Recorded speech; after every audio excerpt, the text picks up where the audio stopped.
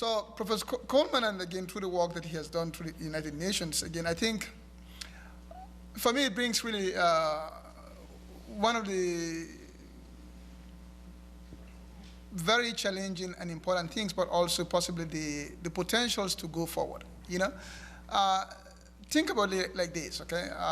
Human beings have faced tremendous challenges. Most of them are technical challenges, medicine, organizing information, transportation and whatnot. All of those limitations that we had, granted, of course, mostly physical limitations, have been solved through some kind of scientific thinking, some kind of scientific discovery. That's why we can put people and go to the moon. We don't have wings on ourselves, but they can do that. That is why we can keep somebody who, in principle, was supposed to be to die for much more longer time. So we have actually done a lot of things to science. Now, the challenge and the question here is that can we also do this in non-physical things? And by non-physical, I mean things that are tied more to human relations. And peace and conflict is also just one of those things. And I think people think that. Okay. Now, Professor Coleman really didn't mention computer science and the software business, but there's some interesting product. Google is trying to create the self-driving cars, or they have it. But if you think of those things, they're about relations, right? Now, of course, they may have sensors, to the best of my understanding, that makes that communication. But so you begin to see that the idea of actually science maybe can also be brought to dealing about human relations. So I think this is where I find the work, extremely important. So again, the question, we do have, we do mediation. A lot of people do it, right? And there are different kinds of pools of knowledge people draw from. But if you want to ask the question, well, how can we do it better? What do we know that actually works? What is the most efficient way to teach people to be very good peace mediators, peacemakers at all times, at all places? Well, maybe you need a software, a human software, I guess, a human software of conflict mediator. I'm waiting for Professor Coleman because I think they will create that software. That is, they will give you the toolkits. So I go back to some of the areas. In aviation, they have like the checklist is a very interesting, very simple scientific tool, but it's incredible. The checklist is used in aviation to make sure that we don't bump into one another. In medicine, they use the checklist, I believe, like some basic protocol. So you hear him talk about protocols. Okay? So eventually, again, he took you through the series of, summarizing the body of knowledge, identifying the four, big things, and then, trying to create what he called, I guess, the mediator that has the capacity for what he calls adaptive mediation. Who will have, the sensitivities, but also, I guess, like the toolkit, to work on specific situations. So I commend this again because I think it's, if we can learn one thing, I guess one of the things that we have learned from our past, that is as human beings, is that our knowledge system is actually increasingly been moving towards more science. That has been the history of all that we have been doing. And I think this is a destination where, in principle, can be reached. That we can have, this trained peace mediators that will be able to do it. Now, I'll be even more thrilled if we can make a robot that can just do it for us. Okay? But anyway, I'm not saying we should reach to the point where the robot will actually do it. But I mean, I think this is the core of, I think, of the issue here. So, from the work that they have done, I think the issues of specialties and specializations in mediation, again, I think it's a strength, but I think to some degree also it is a weakness as it is that currently, because too much specialization creates silos. And I think, as I understand it, silos somehow become counterintuitive to the adaptive mediation model, which is supposed to, I guess, emerge from our scientific knowledge, which we can train in people. So, and the idea of silos remind me of some of the work which his colleague at Columbia has done on peacelands. Peaceland is the name of a book that her colleague, I always struggle with her name, so I don't want to say her name wrongly, but Sebastian, I believe. But she has done this fast ethnographic work. Again, she's coming from a non-science background, but she talks of the international peacekeeping, peace-building places as a series of silos when, they tend to somehow reproduce kind of like, I guess, subcultures within the system. And, it's, I guess her verdict is that, that is why things doesn't work. So we need to, again, have, I guess, create protocol systems that will, help us train highly knowledgeable people with in-depth knowledge, but also give them the tools to not be in boxes. Right? So those are some general summaries, and I guess I will just say mention some few points, and hopefully frame them as a kind of like a mild kind of questions, and maybe we can get a conversation. And these are really in no particular order, but the first one, the assumption of the universality of the human being. I think this is very important because in science, I think the assumption, I think, and you can say the truth, is that there is some degree of universality of things in nature. That is X, one thing here is more or less the same thing over there, and so on and so forth. And as human beings, again, despite what we have been told by other people in the past, well, we're all human beings. We are not that different, our brains and whatnot.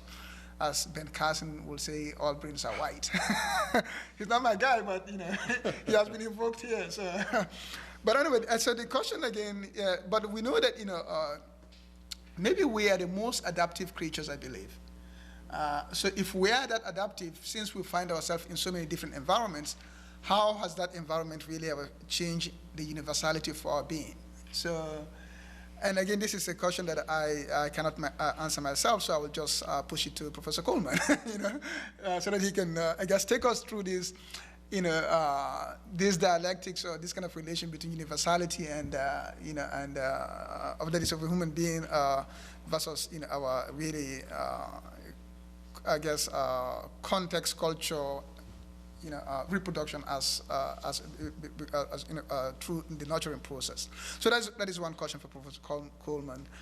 The second question, again, towards the end, he engaged the idea of what role does the peace mediator take, or the mediator. So somehow, the kind of role that you assume in the process becomes also central to the kinds of solutions you worked on and so forth.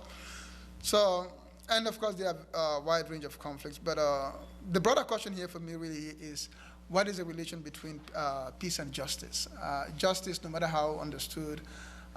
So, he mentioned distributive bargaining, and of course, in some places, it's very much more easy to give, justice than other places.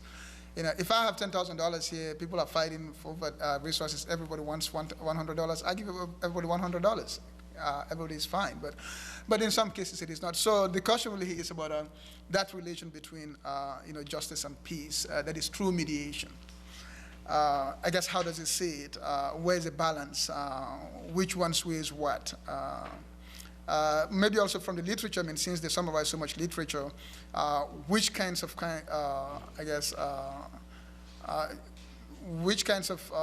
disputes tend to be more amenable to justice, just solutions with peace, and which ones are not. I know a lot of questions here, but and this is, I guess, a way of thinking. So I like the idea of meta-competency, and as it is presented, again, I may be wrong, but it seems that this is an attribute that the individual has to possess. That is the individual mediator. Yeah? Do you see a possibility that actually this can also be thought of beyond an individual level? That is, as can an organization or a group of mediators, possess meta-competency? So, so that we think of the mediator not just as the individual, but the entities. So that is, something I guess to think about. So I guess this is on a much more lighthearted question. Will he contemplate creating a human software for human software of peace mediators. Will you contemplate doing that? Will you go that far? Thank you very much. Thank you. Yeah. If he does go that far, you and I don't practice law in the U.S., but I'll change. We have to represent him. Because that software would be extraordinarily valuable. Right. Well, okay, please. so I wasn't taking notes, but I saw that there was a question about technology, and a question about universality, and a question about justice, and then about the meta-competency. Right. So that's all. So let me just talk about the technology. So we don't have an app on adaptive mediation yet, but we do have an app on adaptive negotiation that we created and launched this summer that's free.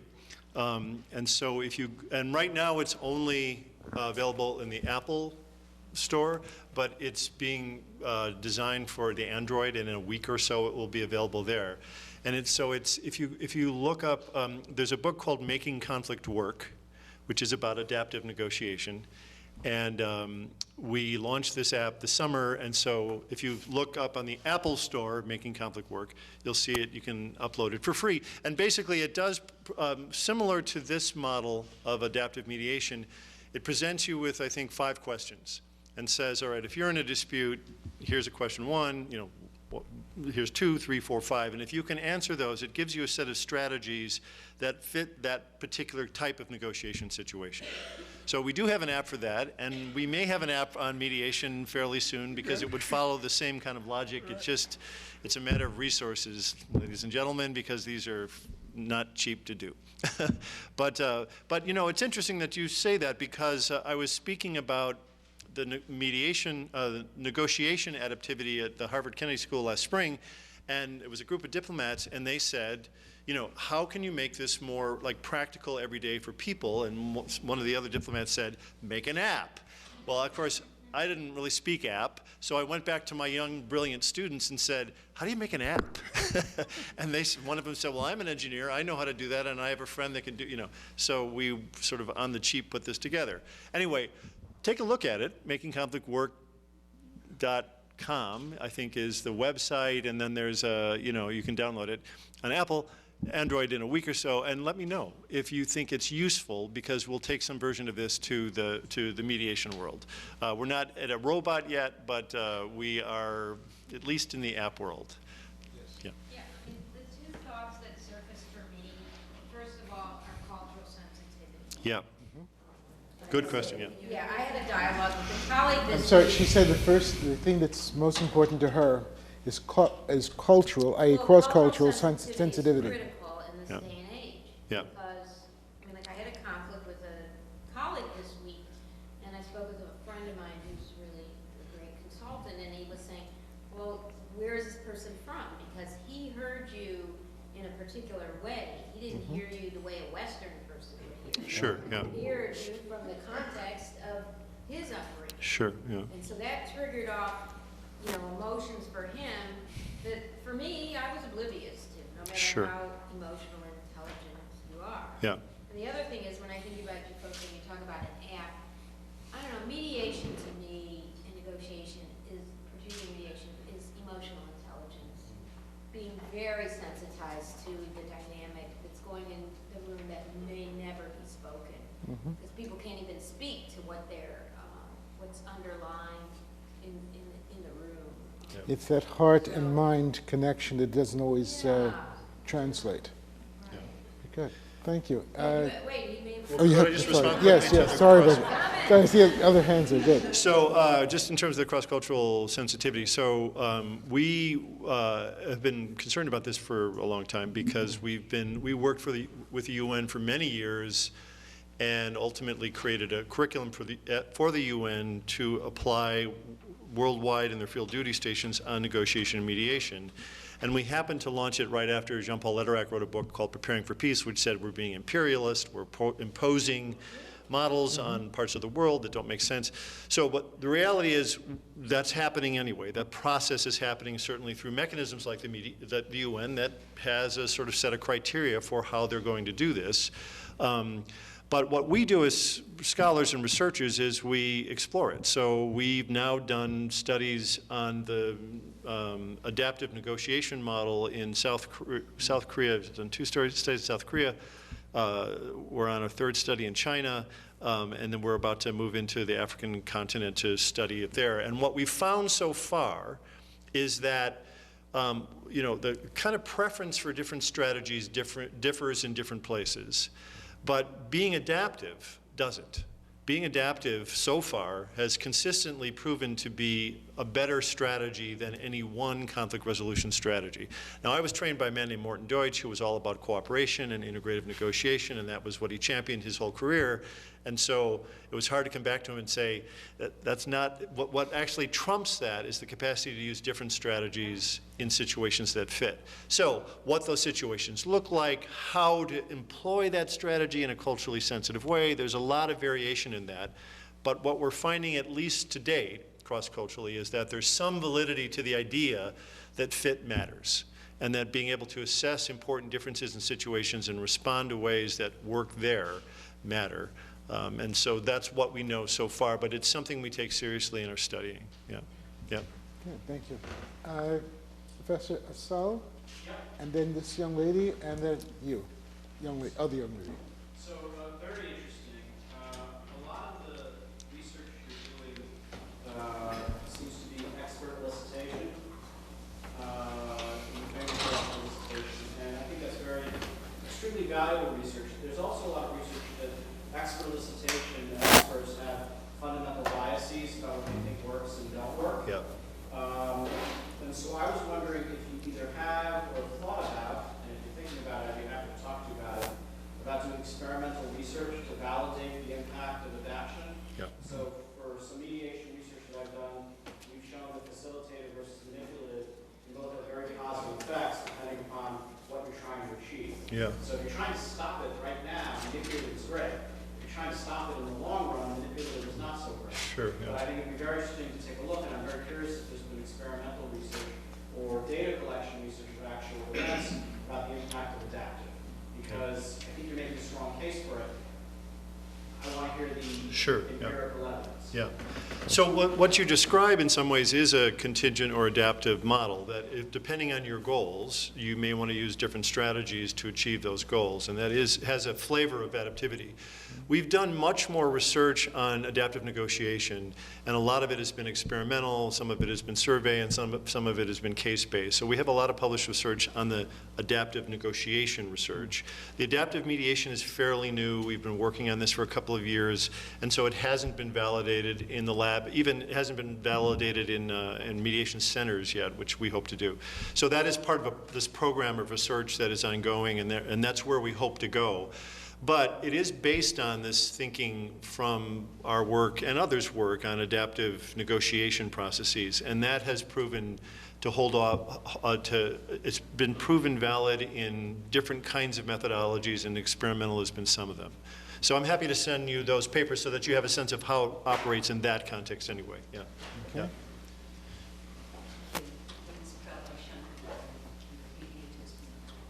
And with mediators beyond borders, a couple of things you said resonated with me, and it occurred to me that we do a lot of peacebuilding work around the world, and we do it both at the local level and at the other levels. And there is a really clear distinction, I think, the lady in front talked about cultural variations. There are very different processes in different parts of the world, as you all know, and it all gets called mediation. Yeah. And we've run into really some problems with the exporting from the experts on the West and the North, and resent. We have our own traditional practices. Yeah. So, and we've never exported them because our practice has always been elicitive. So we always, in West Africa, it's the palaver, in India, it's the panchayat, in East Africa, it's whatever the pastoralists use.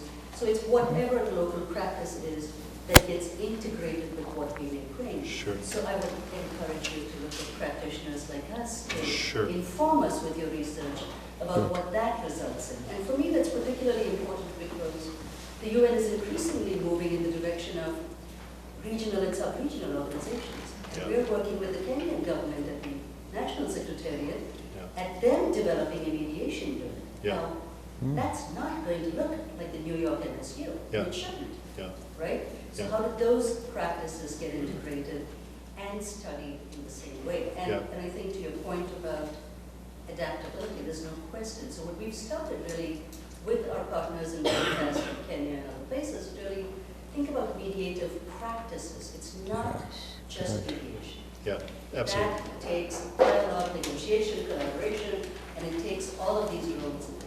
And the people who do the white knuckle mediation are the adaptive ones. Otherwise, we're Right. done. So thank if I you. can quickly respond. So, yeah, I agree with much of what you said. This has been I'm on this Academic Advisory Council at the UN Mediation Support Unit, and it is representative globally of academic practitioner people types who are, and this is a conversation we've had extensively, because the UN chooses to use the term mediation, refuses to define mediation because it's used in this vague way, like dialogue is, right? A lot of these terms are used in very fuzzy ways. Resolution 65 didn't define it. Yeah, exactly. So, and again, I think to some degree that's intentional, but it's also problematic. And what I've learned from some of my colleagues from in different parts of the world, they won't use the term mediation because it's counter to how they think about what's inclusive dispute resolution processes. So the language is important, going back to kind of the issue of metaphors of how we think about these things. It is a dilemma, I think, for international organizations who are trying to present some kind of standard to both kind of define and codify something and also keep it flexible. My colleague, John Barquette, who is the Ombuds of the UN, had studied with us and then was given this extraordinary task when he first came on as the Ombuds of the UN to create ombuds offices in all of their field duty stations worldwide. And so he faced the challenge of, how do I take what I've learned here and make it work here in Nairobi in a way that isn't imperialist, is respectful, but also is mindful of the UN context, which has its own culture. You know, very demanding process. And I've asked John to write about it because I think he's in this unique place where he's trying to find these hybrid processes. So these are very important dilemmas. We don't take them lightly. I do want to say one thing, and this is in homage of my mentor, Morton Deutsch. There's a difference between theory and practice and pedagogy and processes. And so what my mentor did is he studied things theoretically and proved theoretically that there were very powerful relations between, for example, cooperation and more constructive conflict and satisfaction, but that how that looks at any cultural level will vary vastly. How you can train around it effectively in cultural groups varies vastly.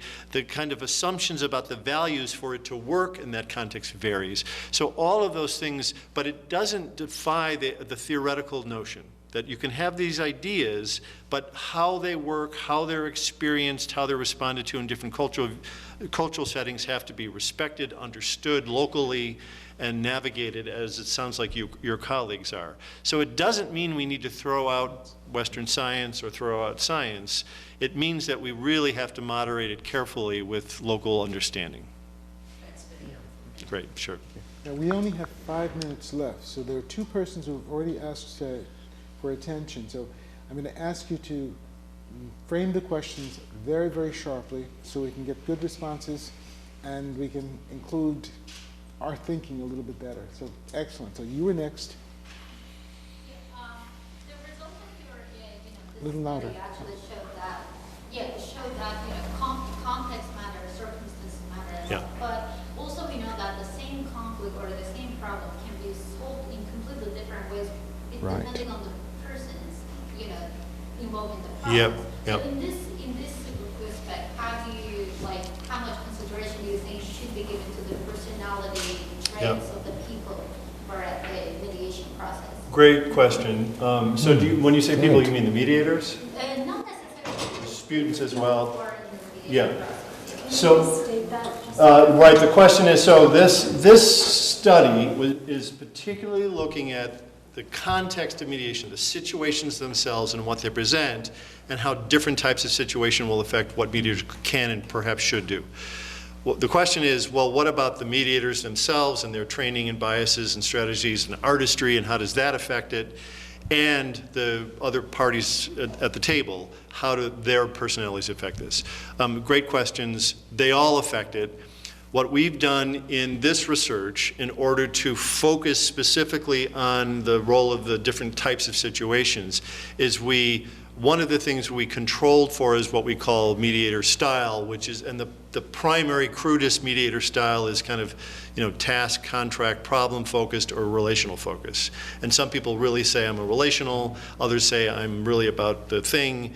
And so what we did in our research is control for that. So saying that might explain some things, but what we're interested in is up and above that, what about the situation? So in that way, we tried to control for that effect. And in the first study we did, we also tried to control for some of the aspects of the disputants that the mediators perceive. So again, we're talking to 150 mediators and we say to them, are these difficult parties? Are they easy parties? Do they talk easily? Do they not? And so from their perspective, they would identify that, and we could control for that to see how situations matter. So all of these are relevant questions, and as you see, people do research on all pieces of them. We were just trying to understand if you can control for as much of that as possible in a few studies, what matters in the room, what matters in the context. These other questions are important. There's been a fair amount of research on mediator style and mediator bias and mediator preferences and those kinds of things. So there is a story there, but we were trying to hold that story constant and look at these other things. Yeah. Okay, Professor Turner? Okay. Please. What was really, they were able to lead things without arms, and that was really interesting. Impressive. Yeah. I just wanted to hear from you what made it work. What made it work? Well, that's a great question. We don't know. I think what it does illustrate, and again, so the Nobel is trying to shine a hard light and celebrate a process and a group and a set of mechanisms that are particularly hopeful in the context of the, quote, Arab Spring, where you see a lot of tumult and violence and after effects that are less hopeful, right? And in this context, despite the fact there have been setbacks, right? There have been assassinations. This is not a stable place yet, but it's been the most promising of the places that experienced the revolutions. And they believe that it has something to do with the fact that you had these four institutions that were represented fairly widely, who came together with principles of kind of dialogue, right? That's really been, and they've dialogued around the hardest things at the most difficult times. So they really have been able to stay at the table even under the context of assassinations, and still be able to mitigate the circumstances temporarily to move things forward. So they represent pluralism, right? So they represent a much more representative set of groups in a place where autocracy and anti-pluralism really reigned. They represent the power of dialogue and the power of tenacity, of really staying at the table under difficult circumstances in order to shepherd a society towards more peaceful relations. So it is emblematic of some tremendous things. Not a magic bullet, but certainly in a difficult place, in a difficult set of circumstances and times, they've been able to help the society navigate those waters. And so I think in that way it's very helpful. And again, mediation being some piece of what they're doing sometimes, but they're doing many things beyond mediation. Yeah. Okay, one very quick point. Notice I've referred to the males, each of the males, professor, professor, professor. Why? Because I don't know this lady. No. The point that I'm making here is it was raised earlier by you first. The whole idea of cross-cultural communication. It's something that we take for granted. We refer to this person because we know them as professor or doctor or some other title. Secretary Renault, for example. But what we have to always be is conscious of what we're doing. So I don't know if you're a professor or not. I don't know if you're or not, professor or not, or you. But it's not an indication of disrespect. But I'm pointing this out because we don't pay attention enough. And I will tell you, when I used your articles in the mediation course I was teaching, I use cases in mediation. I don't use the standard practice my other colleagues use. And when I taught law school, I did the same thing, because what we need to do is look at practical situations, understand the theory, but put it into a context. And one of the things that I learned from Professor Ladson Billings at Chicago, Wisconsin, University of Wisconsin. And I've been teaching for 20 plus years. I did not have one single woman author in my bibliographies. And one of my colleagues gave me an article by her, and I read her article, and I changed. And when I do faculty development programs now, I make sure that my colleagues are aware. Every single field has women and persons who are ethnic and religious minorities that can be included. Now, I'm mentioning this in this context because we've heard some fantastic presentations today. And cultural and cross-cultural sensitivity has been raised over and over and over. But I don't think we're paying enough close attention to that. That's why I raised that. So with all respect, madam, I'm not sure if I should say madam or not, but madam, do know that you are respected as well. So first, before we do anything else, I think we should give a great applause to our presenter and the discussants.